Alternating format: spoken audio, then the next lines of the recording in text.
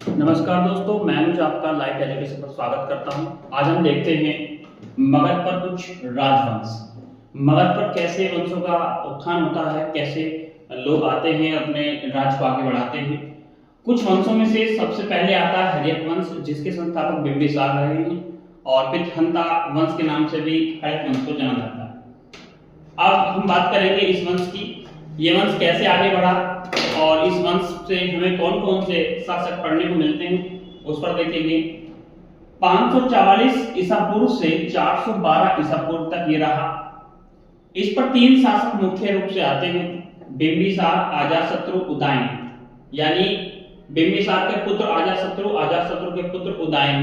ठीक है, अब बात करते हैं बिंबिसार की। सबसे जो पहला हम पढ़ेंगे वो पढ़ेंगे बिंबिसार। बिंबिसार कौन था उसके बारे में जानकारी मिलेंगे। राजा भाट्य के पुत्र थे। अब इनको संस्थापक कहा जाता है किस चीज का? हर्यक वंश का। हर्यक वंश का संस्थापक कौन?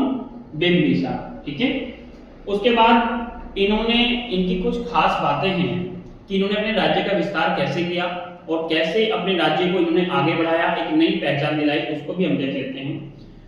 अब बात करते हैं बिंबिसार की राजधानी की।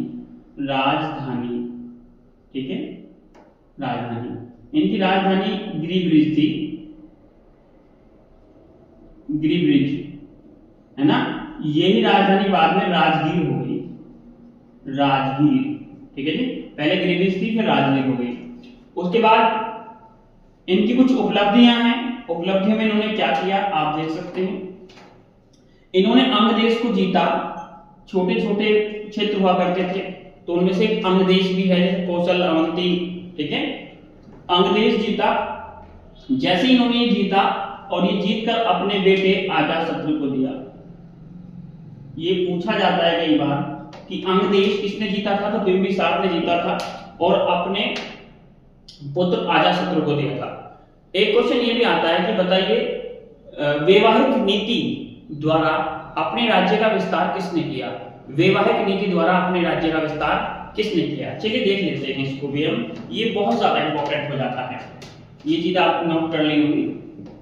चलिए देखते हैं वैवाहिक नीति क्या रही है इनकी। वैवाहिक नीति, वैवाहिक नीति से साम्राज्य का विस्तार। चलिए सबसे पहले बात करते हैं कौशल राज। कौशल राज, यहां पर राजा हुआ करते हैं प्रसेनजीत। इनकी बहन थी, प्रसेनजीत की बहन थी, उनका नाम था महाकौशला। महाकौशला। अब महाकौशला जो बिंबिसार थे, बिंबिसार ने विवाह किया किससे? महाकौशला। जब महाकौशला से विवाह हो जाएगा तो बताइए प्रसेनजीत का जीजा बन गया कौन? बिंबिसार। ठीक है, तो ये अपने आप में ये वाला राज्य उसने अपने यहाँ किसमें मिला लिया? हर्यक वंश डायनेस्टी में मिला लिया। ठीक है, और आपको बता दूं मैं, ये जो मगध है बिहार के दक्षिण क्षेत्र में पड़ता है। ठीक है, उसके बाद ये तो पहला पॉइंट हो गया। उसके बाद दूसरा पॉइंट आता है वैशाली। वैशाली, ठीक है, राजा चेतक हुए हैं यहाँ, राजा हैं यहाँ पर चेतक, और इनकी बहन थी, राजा चेतक की बहन थी चेलना। चेलना इनकी बहन थी। अब इनसे भी विवाह किसने किया? बिंबिसार ने। ठीक है, तो आप यहां लिख सकते हैं बिंबिसार से विवाह किसने किया, यानी बिंबिसार ने विवाह कर लिया चेलना से भी। ठीक है, तो ये राजा चेतक का भी जीजा हो गया। तो इसने वैशाली को भी अपने ही राज्य में मिला लिया। देखिए एक ये दो, ये इसने मगध में मिला लिया। ठीक है, सॉरी हर्यक वंश का ये हिस्सा हो गया, मगध पर इन्होंने इसमें मगध में इसमें काउंट करता है, जैसे अंग पहले ही जीत चुका है ये। ठीक है, उसके बाद तीसरा जो पॉइंट आता है वो आता है पंजाब, मध्य पंजाब। यहाँ पर मद्रासी एक रानी थी जिसका नाम था क्षेमा। क्षेमा से भी विवाह कर लेता है और पंजाब को भी अपने ही राज्य में मिला लेता है। तो ये आई होप आपको समझ में आया होगा। चलिए हम आगे बढ़ते हैं और देखते हैं कुछ अगली बातें।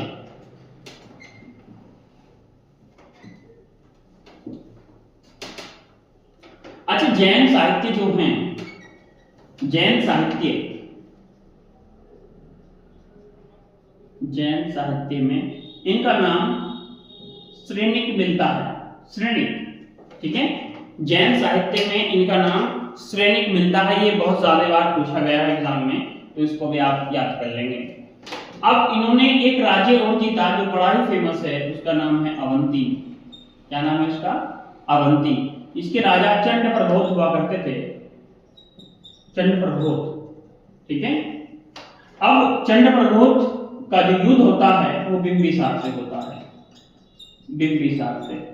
जैसे ही इनमें युद्ध हुआ, युद्ध होने के बाद विजय बिंबिसार हुए और बाद में ये मित्र हो गए। क्या हुए? मित्र हो गए, ठीक है। मित्र होने के बाद जब बात आगे चली तो चंड प्रबोध बीमार हो जाते हैं और बीमार में इनको जॉन्डिस हो जाता है, पीलिया हो जाता है, पीलिया। अब इनका इलाज करने के लिए बिंबिसार, ये पूछा जाता है कि बताइए चंद्रगुप्त का इलाज करने के लिए राजवैद्य को किसने भेजा था? तो बिंबिसार के यहाँ पर एक राजवैद्य रहता था, उसका नाम था जीवक। जीवक राजवैद्य था, ठीक है। वो चंद्रगुप्त के लिए जाता है और उन्हें पीली की दवाई देता है, ठीक है। तो ये आप देख सकते हैं, वैवाहिक नीति द्वारा अपने राज्य का विस्तार किया, ठीक है। और जैसे ही वो राज्य को जीतता रहा, अपने पुत्रों को देता रहा, अपने राज्य का विस्तार किया, वैवाहिक नीति द्वारा अपने राज्य का विस्तार करता रहा। और उससे बड़ी बात ये हो जाती है कि उसने एक ऐसी नीति अपनाई जिसमें वॉर ना हो, युद्ध ना हो, ठीक है। आप यहाँ पर देख सकते हैं। नेक्स्ट देखते हैं।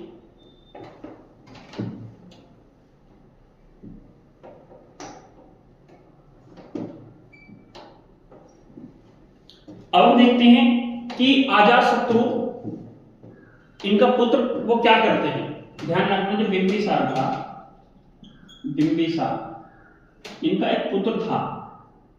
क्या था? पुत्र। उसका नाम था अजातशत्रु। क्या था? अजातशत्रु था इनका नाम, ठीक है। और ध्यान रखना, आप कितना भी कुछ कमा लीजिएगा, अगर आपकी औलाद संपन्न नहीं है तो वो आपके करे कराए को मिट सकती है। अजातशत्रु को ऐसा लगा कि मेरे पिताजी ने मेरे लिए कुछ नहीं किया, और उसने राज्य को अपना और ज्यादा शक्तिशाली दिखाने के लिए अपने ही पिता की हत्या कर दी, है ना। अपने ही पिता की हत्या कर दी, और जैसे ही की हत्या की और गद्दी पर अजातशत्रु आ जाता है। और अजातशत्रु का भी एक पुत्र होता है, उसका नाम होता है उदयन, ठीक है।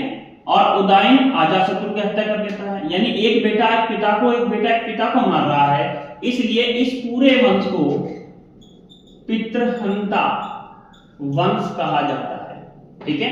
आई होप ये वीडियो आपको पसंद आई होगी। ये जितना भी बिंबिसार के बारे में मैंने आपको बताया, आप सभी से रिक्वेस्ट है कि आप चैनल को सब्सक्राइब करें, वीडियो को लाइक करें, शेयर करें। Thank you.